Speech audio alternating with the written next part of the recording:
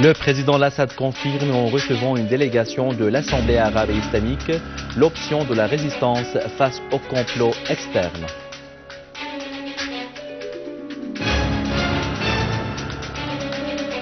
Le gouvernement examine le budget d'État pour l'exercice 2014 et souligne la poursuite et l'expansion de la politique de lutte anticorruption.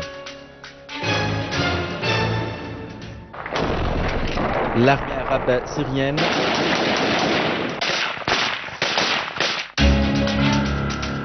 arabe syrienne rétablit la sécurité et la stabilité dans plus de 40 villages à Alep et Damas.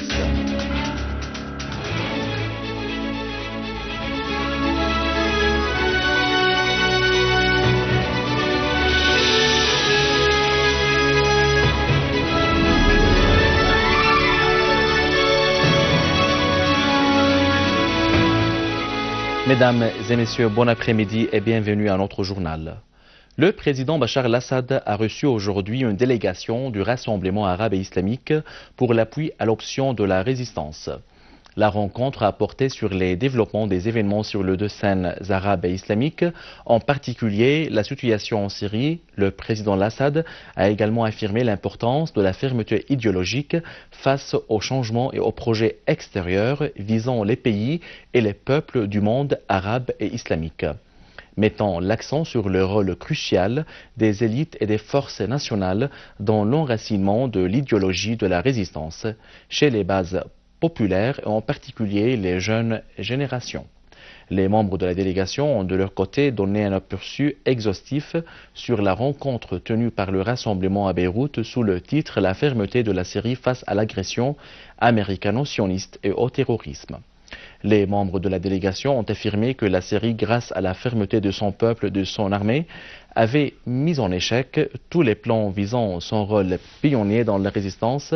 Ils ont affirmé qu'il est temps que tous les peuples arabes et islamiques assument leurs responsabilités nationales et patriotiques dans la consolidation de la fermeté qui réalise les victoires et contribue à mettre fin aux dangers qui menacent non pas seulement la Syrie, mais tous les peuples de la région.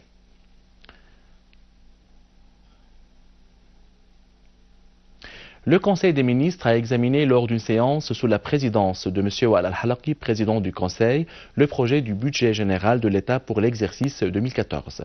Le projet du budget a abordé les répercussions négatives de la guerre terroriste globale visant la Syrie.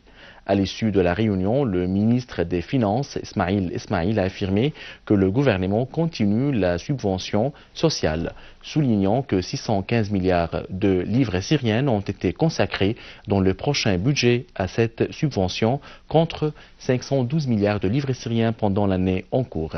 Ismail a fait noter que le gouvernement œuvre via le prochain budget général à soutenir la défense et la sécurité, à reconstruire le pays et à stimuler les investisseurs. Sur invitation du Rassemblement des expatriés syriens en France, une délégation européenne juridique groupant des avocats français et suisses en visite actuelle en Syrie s'est rendue dans plusieurs régions touchées par les obus tirés par les terroristes sur la localité de Jaramana et près d'une école dans la place An-Nejmeh, faisant une fillette martyre. À ce propos, le secrétaire régional adjoint du Parti Baas arabe socialiste Hilal a examiné avec la délégation juridique européenne les moyens de transmettre à l'opinion publique française la véritable image de ce qui se passe en Syrie. Hilal a indiqué que l'opinion publique en Syrie est choquée devant les positions des pays européens et leur appui au terrorisme qui menace tous les peuples, dont les peuples européens. De leur côté, les membres de la délégation ont affirmé que les responsables en Europe ne construisent pas leur politique concernant la crise en Syrie sur les vrais intérêts de leur peuple, mais sur les politiques d'hégémonie et d'ingérence, affirmant que les médias en France sont alignés et n'ont pas la liberté d'exposer les faits réels. Nous sommes venus en Syrie pour plusieurs raisons. La première est que dans notre pays, la presse, les médias désinforment la population. Mais je pense que nous aurons plus de légitimité en le disant, en rentrant, parce que nous sommes venus sur le terrain. La deuxième raison est de montrer au peuple syrien qu'il n'a pas que des ennemis en France, mais qu'il a aussi des amis. Et la troisième raison est qu'à notre niveau, notre modeste niveau, nous voulons apporter notre soutien et notre aide au peuple, au régime syrien et à son président, victime d'une grave agression internationale. L'affaire a d'abord commencé avec un appel pour la paix en Syrie, le 1er mars, qui a été diffusé très largement sur Internet et beaucoup répercuté. Ce groupe, au départ, ne comprenait que 3 ou 4 personnes, dont je dirais la cheville ouvrière était Maître Ripper, que vous venez d'interviewer. Ils sont venus se greffer plusieurs avocats. Et puis nous avons voulu étendre notre action au niveau européen, puisque de 4, nous sommes passés à 20, 30 avocats environ, sur quasiment toute l'Europe, avec même 2 confrères sur la côte Est et la côte Ouest des États-Unis, pour bien montrer l'aspect international de ce combat pour la vérité et pour l'information sur la Syrie. Et évidemment, nous envisageons aujourd'hui, parce que le mouvement pour la paix en Syrie n'est pas une association, c'est un collectif, c'est une synergie d'avocats. Et pour continuer notre action, quand nous rentrerons, nous envisageons de créer une association sans but lucratif, effectivement, pour regrouper les avocats qui sont déjà là, voire d'autres confrères qui vont, nous espérons, rejoindre notre association. On a parlé qu'il y a des Français qui sont qui font partie des gens qui tuent ici, des djihadistes, disons. Qu'est-ce que vous savez à propos de cette question? Est-ce que ce sont vraiment des Français? Est-ce que c'est légal ce qu'ils font du point de vue loi? Bien évidemment que ce qu'ils font est complètement illégal. Nous sommes en possession des mêmes informations que vous. En France, officiellement, on reconnaît que plus de 130 jeunes ayant la nationalité française, bien qu'étant d'origine immigrée, sont venus faire le djihad en Syrie. C'était une des raisons de notre venue. Nous voulions montrer que tous les Français n'étaient pas des combattants contre le régime syrien, mais nous voulions proposer au régime syrien, au gouvernement syrien, de lui permettre d'engager en France des poursuites contre ces gens-là.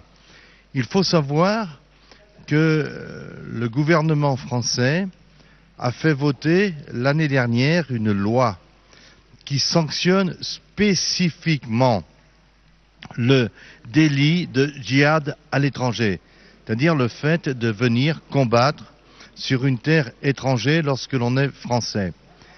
Cette loi qui permettrait à la justice française de sanctionner ces gens-là n'est pas appliquée pour ceux qui viennent combattre contre la Syrie. Il est des combattants qui sont venus et qui sont rentrés. Ils sont connus de la police et de la justice française, mais aucune poursuite n'a été engagée contre eux, et le ministre de l'Intérieur a même déclaré qu'il n'était pas certain qu'il soit souhaitable de les poursuivre.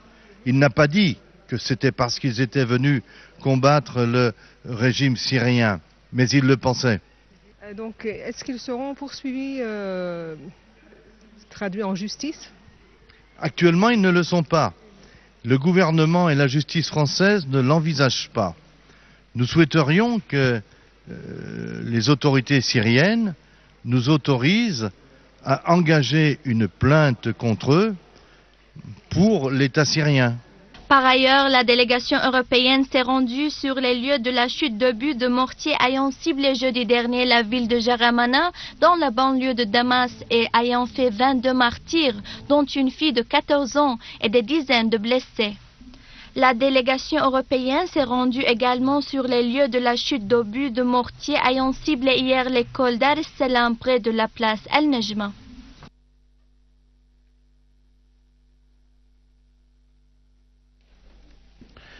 Au gouvernorat de Damas, des unités de l'armée arabe syrienne ont découvert un dépôt de munitions dissimulé par des terroristes.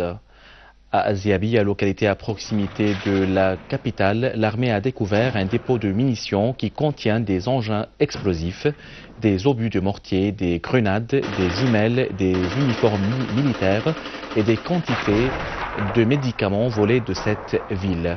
Le correspondant de la télévision a rapporté que des unités de l'armée ont trouvé un tunnel de 70 mètres de longueur équipé d'électricité pour la ventilation et qui passe sous l'autoroute de Saïda Zainab pour relier la ville d'Aziabiya à celle d'Al-Bahdaliya. Toujours au gouvernorat de Damas, l'armée arabe syrienne en coopération avec les citoyens a repris le contrôle sur la ville Talfita et toute la région montagneuse environnante au nord-est de Damas. Un nombre important des terroristes de Jabhat al-Nusra qui ont déstabilisé cette petite ville ont été liquidés au cours de cette opération. Dans la région Nabek, une source militaire a déclaré qu'une autre unité a neutralisé des éléments de Jabhat al-Nusra et a détruit un entrepôt d'armes et de munitions ainsi que des voitures appartenant à ces terroristes dans les fermes de Marouia dans la périphérique. Au gouvernorat d'Alep, l'armée arabe syrienne a poursuivi sa mission antiterroriste. La route Hama-Khanasr-Alep est entièrement ouverte à la circulation après une suite réussie d'opérations de lutte antiterroriste. Plus de 40 villages ont retrouvé le calme et la sécurité. 23 repères de terroristes ont été détruits. Dans le cadre des efforts déployés pour protéger les citoyens des actes perpétrés par les terroristes, le ministère des Affaires sociales a transporté 2000 enfants et femmes séquestrés par les groupes terroristes armés à Mouaddamiya au centre d'accueil provisoire dans la banlieue de Damas. Dans une déclaration à la presse après la sortie des femmes et des enfants de la ville de Mouaddamiya, la ministre des Affaires sociales, Kinda Shammat, a fait savoir que cette initiative avait eu lieu après l'interdiction par les terroristes de l'accès des assistances à la ville.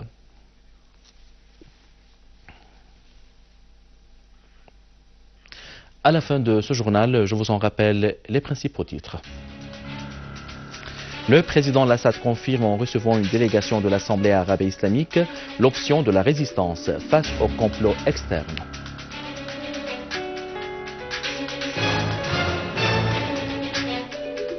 Le gouvernement examine le budget d'État pour l'exercice 2014 et souligne la poursuite et l'expansion de la politique de lutte anticorruption.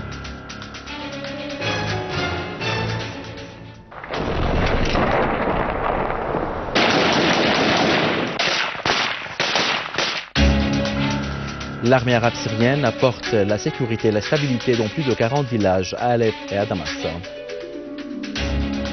Mesdames et messieurs, c'était notre journal d'aujourd'hui. Merci de l'avoir suivi. Au revoir.